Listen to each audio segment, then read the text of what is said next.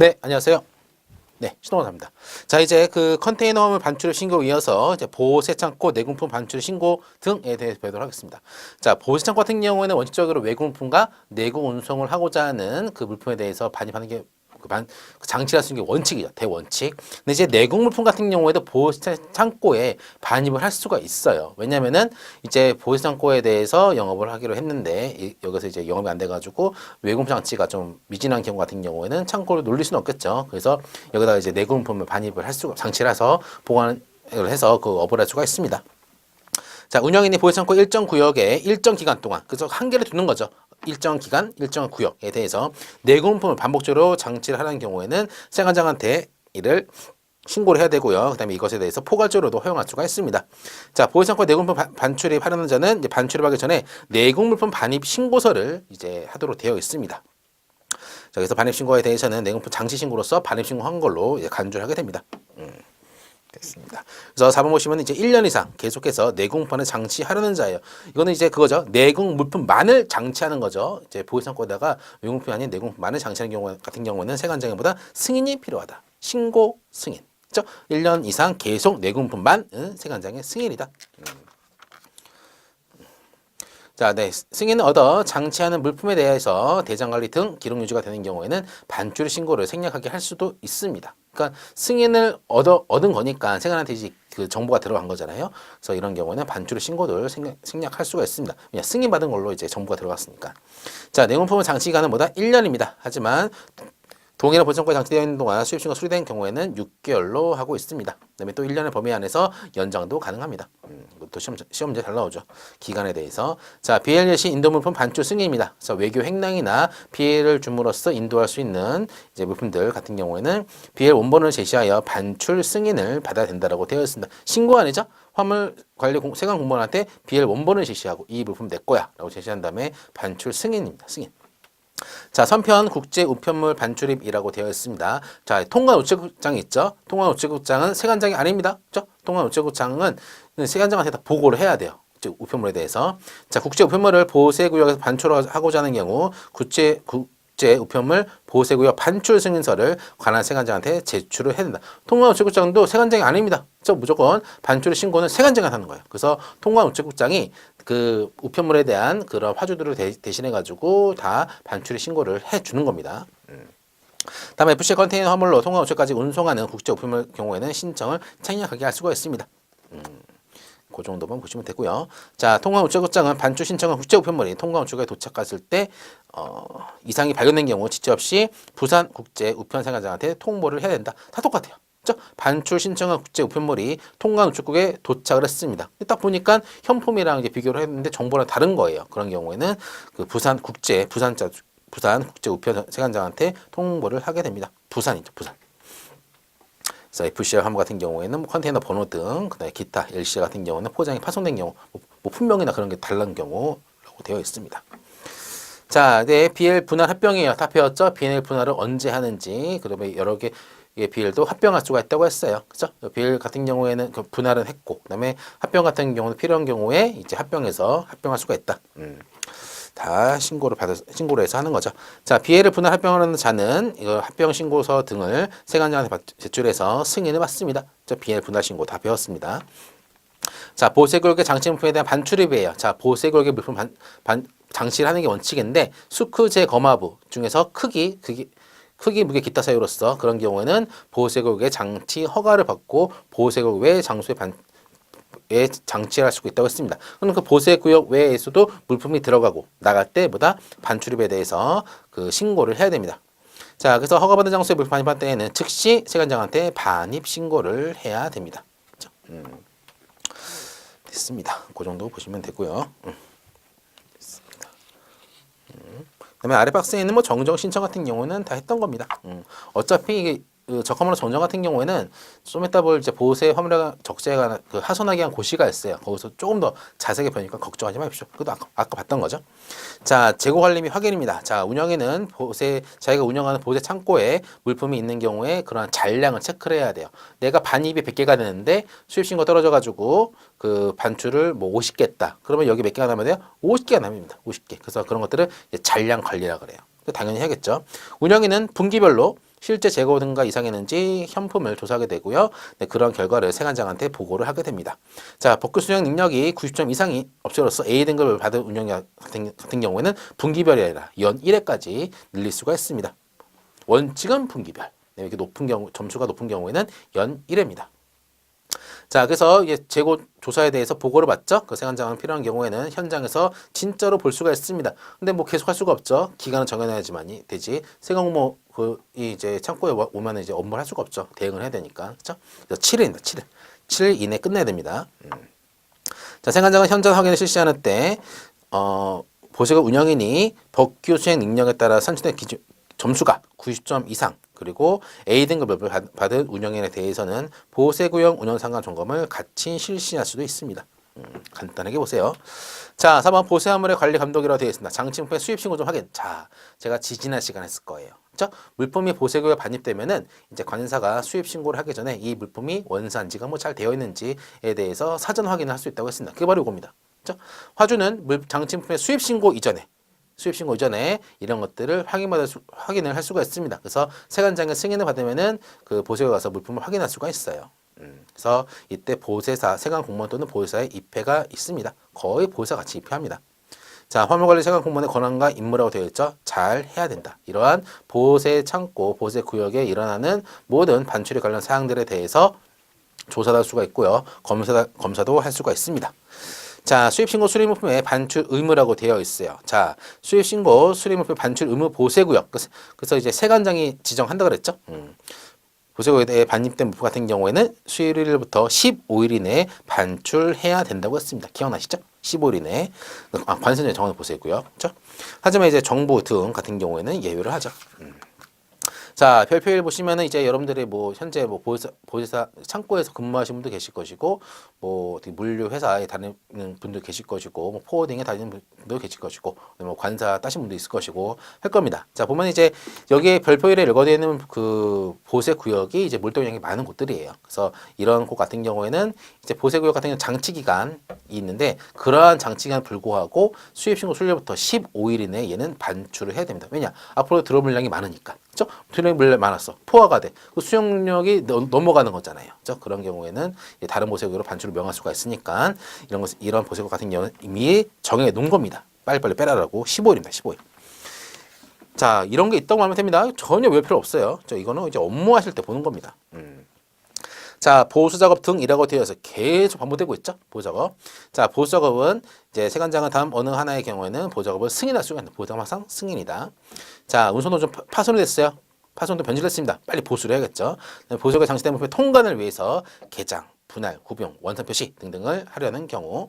그다음에 중개무역 물품으로서 우리나라에 들어왔다가 다시 나가는 경우죠. 반송이죠. 수출을 위해서 제품 검사 등등등등 기능 보완 등등등을 하는 경우라고 되어 있습니다.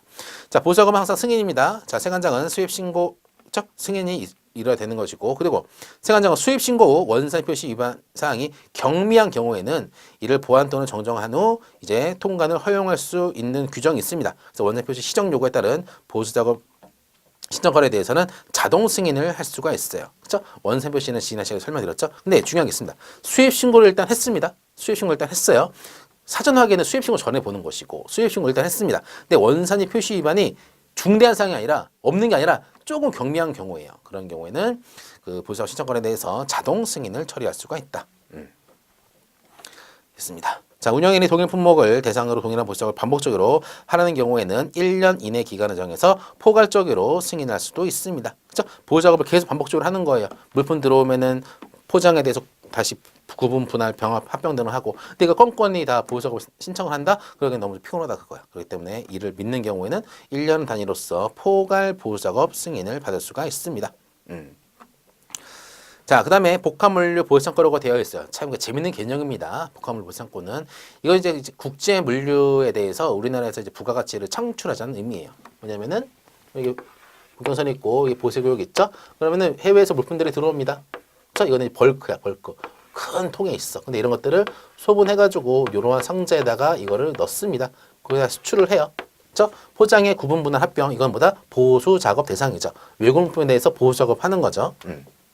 그러면 이제 이거를 뭐 10만 원에 수입해서 이거를 포장해가지고 뭐 25만 원 수입 수출을 해. 그죠? 그러면 얼마 남는 거 우리나라에서 15만 원 남는 거네. 이 10만 원에 뭐가 있는 거예요? 보면 이제 포장을 해체하고 이렇게 포장을 다시 합병하고 이런 것들에 대한 작업 비용이 있는 것이고, 그다음에 이제 물류 비용도 있는 것이고, 우리나라가 외화를 획득하는 거겠지. 그죠? 이런 것들을 촉진하기 위해서 이런 것들을 동시에 수행하는 창고를 보수작업도 하고 보관도 하잖아요. 그다음에 이런 것들을 복합물류 창고라고 합니다. 그죠? 자, 이렇게 복합물류 창고 운영인이 사업계획에 따른 보수작업을 하려는 경우에는 포괄 작업 신청을 제출해서 세관장애보다 승인을 받아야 됩니다. 그렇죠? 포괄 보수작업 승인입니다. 됐습니다. 자, 보수작업의 한계예요. 항상 보수작업보다 이렇게 물품에 대해서 포장 구분 분할 합병을 하거나 물품에 대한 HSK 10자리가 변경되면 안 된다고 했습니다. 그렇죠? 자, 보수작업의 허용 범위는 이렇게 여기 있네요. HSK 10단이죠. 10단위 변화를 가져오는 것은 보수작업으로 인정할 수가 없어요. 물품의 이제 본질적인 특성이 변경되면 안 됩니다. 다만 수출 반송 과정에 부패 변질 우려가 있는 경우에는 타당하다고 인정하는 경우는 그 10단위가 변경될 수도 있어요. 이런 여지를 두고 있습니다. 근데 거의 그럴 리는 없습니다. 자, 그래서 보수작 한계는 물품의 보존을 위한 작업, 부패 손상 등 보존 작업, 상품성 향상을 위한 개조 작업, 그다음에 선적을 위한 준비 작업, 그다음에 단순한 조립 작업, 이러한 유사한 것들을 보수작 한계라고 합니다. 중요합니다. 됐습니다. 자, 수출입 허가한 규격과 세 번 합치기 위한 작업을 하는 경우에는 관점 별도로 규정하는 것 제외하고는 이를 보수작업 범위로 인정할 수 없다라고 되어 있어요. 수출입 허가한 규격과 세 번이 HS 코드예요. HS 코드를 합치시키기 위한 작업을 하는 경우, 수출입 허가한 규격과 이미 허가를 내렸습니다. 그것과 세 번을 합치기 같은 경우는 보수작업으로 볼 수가 없다. 이런 것들을 보수작업이라는 규정을 악용해서 하지 말라 그겁니다. 자, 보수작업은 이제 그 승인받고 그다음에 보수작업하고 완료보고 이게 가장 중요한 겁니다. 그렇죠? 그래서 보수작업 완료한 경우에는 완료보고서를 제출하게 되고요. 그 세관장이 청인을 꽝 하고 찍어줍니다. 그렇죠? 됐습니다. 그다음에 이제 포장 수량의 분할 합병 같은 경우에는 그 세관 화물 시스템에 등록해야겠죠. 포장이 원래 화물 관리 번호가 이게 한 박스에 한 카툰에 무슨 15개 박스가 들어가 있어. 그러면은 이거를 분할해 가지고 6박스씩 쪼갰어요. 그러면은 세관 시스템에 등록해야겠죠. 보수작 결과 이 물품에 대해서 그 정보를 2개로 나눠야겠지. 자, 수익 고철 해체 절단 등의 작업입니다. 자, 이거는 뭐다? 허가다라고 했어요. 그렇죠? 이것도 역시 작업 완료 보고서가 있다. 자, 폐기는 뭐다? 항상 승인이다. 폐기는 승인이고, 그다음에 폐기 같은 경우는 항상 잔존을 생각하시고, 자, 그 멸실 신고입니다. 자, 없어진 경우에는 당연히 멸실 신고를 세관장한테 하면 됩니다. 됐고요. 겸품 반출여자, 겸품을 반출하고자는 허가다. 그리고 세관 공무원이 업무상 그 겸품을 반출한 경우에는 이로써 수입 신고를 하고 관세를 납부하고 수령된 것으로 간주하겠다라고 되어 있고, 그렇죠? 됐습니다. 자, 그래서 겸품 반출허가는 두 번째 보시면은 최소한의 수령으로 제한합니다. 그래서 물품마다 다 다르잖아요. 케이스가. 그렇기 때문에 그 세관 공무원의 재량이에요. 뭐 음료수를 뭐 300개 정도 수입을 했는데 300캔을 그 중에서 나는 일부만 빼서 겸품 검사를 좀 하고 싶습니다. 이게 정말 제대로 된 것인지. 근데 그건 세공무원이랑 재량입니다. 세공무원이 내가 그래서 겸품 반출 허가를 뭐 500개 중에서 100개 신청했어. 그거 안 해주겠지. 100개를 왜 그래요? 한 뭐 12개 정도까지 해주겠죠. 그렇죠? 그런 논리입니다. 됐습니다. 자, 그래서 겸품 허가를 받은 자든 반출 기간이 종료되기 전에 장치됐던 보세국에 반입하고 세관장한테 반입 보고가 됩니다. 겸품 반출을 했으면은 다 하고 반입하는 거예요. 그렇죠? 됐습니다. 자, 보치 보면은 보세 구역 관리는 세관 공무원한테 쌀에다 보고를 해야 된다. 그다음에 보세구역 같은 경우는 2년 동안 그 서류들을 보고를 하게 되어 있죠. 그다음에 30일 이내에 수입 또는 반송 신고해야 된다. 이거는 이제 그러지 않은 경우는 수입 신고 지연 가산세라고 배웠죠. 20일, 그렇죠? 20일, 50일, 80일 그 이상에 대해서 가산세율이 다르다라고 했습니다. 있다는 것만 아시고, 그다음에 아래 물품 정보 등 같은 경우에는 가산세를 징수하지 아니한다. 됐습니다. 자, 보시면 보세요 흐름대로 되는데 제가 그 지난 시간에 그린 그림이죠. 입항을 할 때 뭐가 들어온다? 해외에서 그 선사 또는 항공사가 나한테 세관한테 적합 목록을 제출한다. 그러면서 화물 관리 번호가 부여가 돼요. MRN이라고 하죠. 그 화물에 대한 그 주민등록번호예요. 쭉 계속 따라다니는 것들. 그래서 이제 저가목으로 심사를 해가지고 이거를 관리 대상을 잡아버릴까라고 고민하게 되죠. 세관에서 돌린 다음에 선명을 사게 됩니다. 검사 생략하게 되고요. 그다음에 하역을 하고 보세가 반입이 됩니다. 근데 이때 하역할 때 하선 신고하게 되죠. 근데 보세교육에 반입하게 되고 이제 수입 통과나고 이제 신고가 수리가 되면 물품을 보세부터 반출할 수가 있습니다. 있습니다. 자, 이제 세 번째 장치간 경과 물품에 대한 매각이에요. 그래서 우리가 관세법에서 매각에 대해서 배웠습니다. 그렇죠? 일반 경쟁 입찰, 그다음에 지명 경쟁 입찰, 그다음에 그 수의 계약, 그다음에 그 경매 에 대해 배웠죠.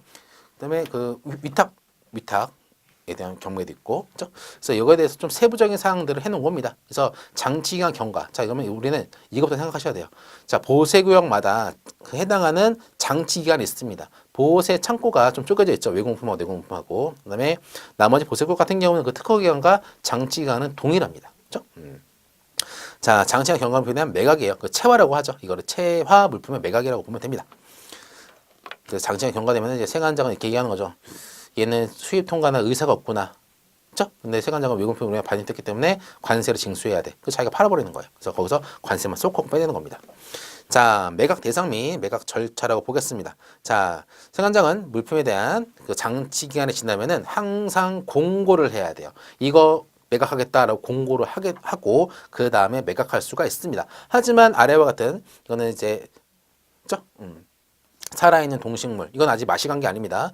부패하거나, 이것도 배웠죠? 부패하거나 부패할 우려, 그 다음에 해를 끼칠 우려, 그 다음에 기간이 지나면은 이제 상품 가치가 떨어지는 경우, 그러한, 그리고 화주가 요청하는 것 같은 경우에는 장치 기간이 지나기 전에라도 공고는 무조건 해야 돼요. 공고한 후 매각을 할 수가 있습니다. 대상 중요합니다. 대상 중요해요.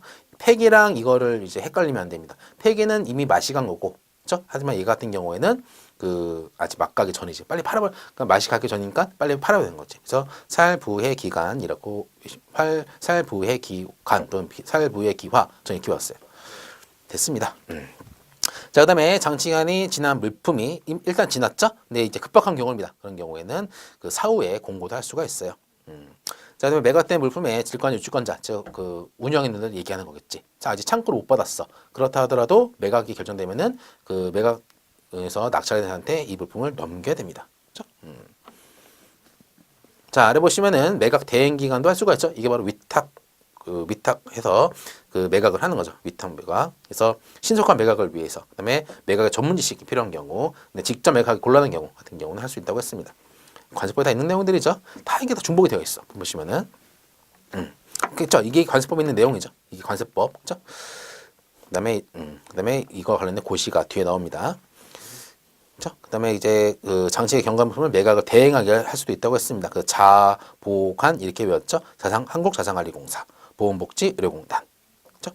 그다음에 그렇죠. 매각 대행을 하고자 하는 경우는 매각 대행 의뢰서를 세관장은 그 대행 기관한테 전송하게 되고요. 그렇죠? 통지를 하게 됩니다. 화주한테 매각 대행 기관한테 이거에 대한 매각을 하게 하겠다라는 것들을. 그래서 매각 대행 기관장은 이제 세관장으로 간주해서 일을 처리하게 되고요. 그다음에 매각 대행 기관한테 수수료를 지급해야겠죠. 그렇죠? 그래서 일정 금액을 수수료를 합니다. 그다음에 매각 대행 수수료를 계산함에 있어서 건별 매각 금액이나 건별 최초 공매 예정 가격 10억 원을 초과하는 때에는 그 당해 매각 금액 또는 최초 예정 가격은 10억 원으로 한다라고 되어 있어요. 그렇죠? 최초 예정 가격 10억 원으로 하는 겁니다.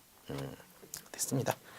매각대행 수수료는 5천 원 미만인 경우에는 매각대행 수수료는 5천위로 된다라고 되어 있습니다. 그렇죠? 5천 원까지가 한계인 거예요. 5천 원까지는 그 매각대행 기관한테 줘야 되는 겁니다. 자, 통고. 자, 세관장은 그냥 장치기간 경과 물품에 대해서 바로 매각해버리면 안 되죠. 화주한테 통고하는 거다. 야, 물품 빨리 빼! 라고, 채화기간 다 됐어. 라고. 자, 장치기간 경과 물품 매각하려면 화주한테 통고일로부터 한 달 이내에 이제 수출하든지, 수입을 하든지, 반송을 하든지 할 것을 통고를 해야 됩니다. 그렇죠? 장치기간이 경과되면 이제 바로 그 매각하는 게 아니에요. 먼저 보면은 장치기간이 경과되면은 한 달까지는 주는 겁니다. 그렇죠? 한 달까지는 여지를 주는 거예요. 자, 매각 방법은 일지, 수, 경, 위 이렇게 외우시면 됩니다. 일반, 지명, 수의 계약, 경매, 위탁 판매가 있습니다.